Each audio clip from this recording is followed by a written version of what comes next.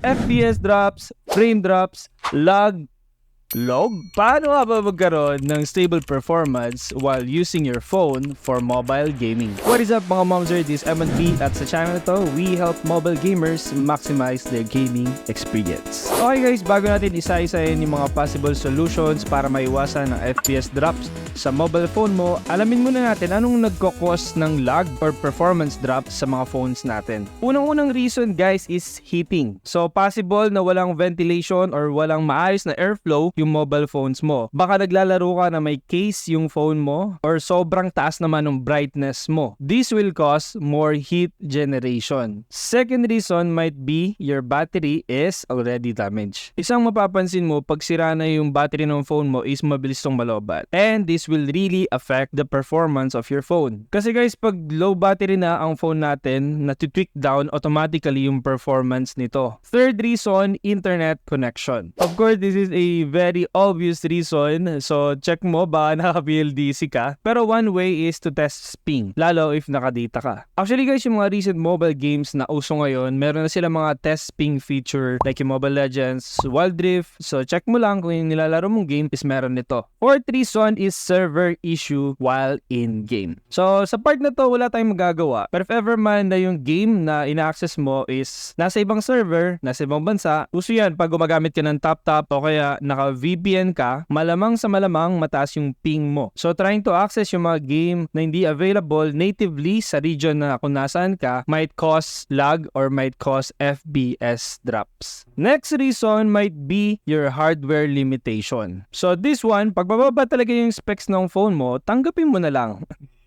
Sixth reason is outdated firmware version. Baka need mo lang mag-update kasi itong mga update na to, it will give you more stability and better performance. Seventh reason guys is baka naka-automatic update yung phone mo. Pwede rin sa Play Store or pwede rin sa ibang apps. So ang mangyayari dito, ang drawback is while gaming, they are processing in the background as well. So mas taxing siya sa phone mo while you are gaming. Last reason is no or less storage available in your smartphone. What will happen is macho-choke yung memory performance ng phone mo while you are gaming. So ano bang dapat natin gawin? Simple lang, huwag ka na maglaro.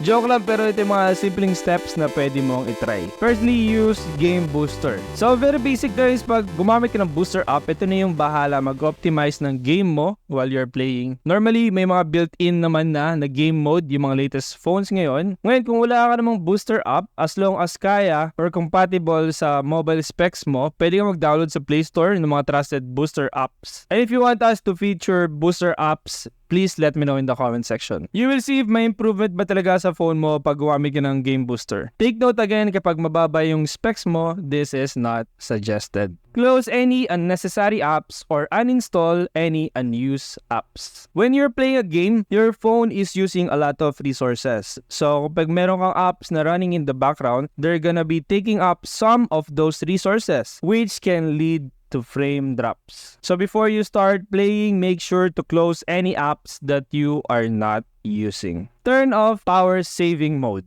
Power saving mode can help to extend your battery life, but it can also cause frame drops. So if you are serious about mobile gaming, it's best to turn off power saving mode when you are playing. Isa rin guys na napaka-importante is to review your in-game settings. So for many games like shooter games, COD Mobile, PUBG Mobile, they provide a low-end device configuration specifically designed for smoother gaming experience. So madaling sabi, lower the resolution. Especially if yung phone mo is nag-struggle mag-run ng mga game at its native resolution. This will reduce the amount of graphics processing that the phone has to do, which can help to improve performance. Use the features inside the developer options. Actually guys, meron tayong ginawang video about this. So check nyo na yung card after this video for more details. Use a cooling pad. If your phone starts to heat up, matatrattle yung performance nito, which can lead to FPS drops.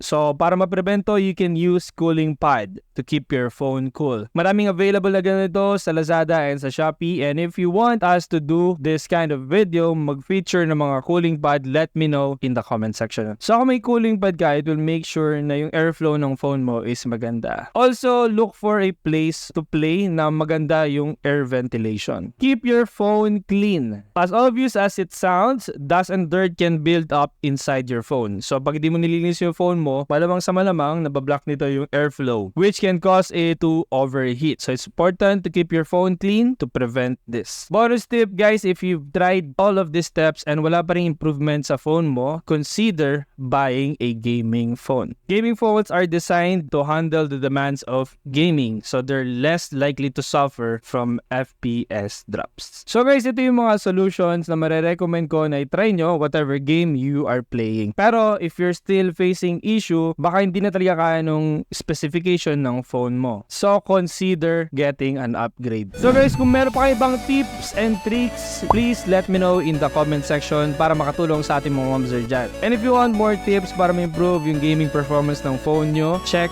this video. And consider subscribing for more tips like this. This is MB, nagsasabing that may laro, G tayo. See you in the next video. Bye-bye. Peace!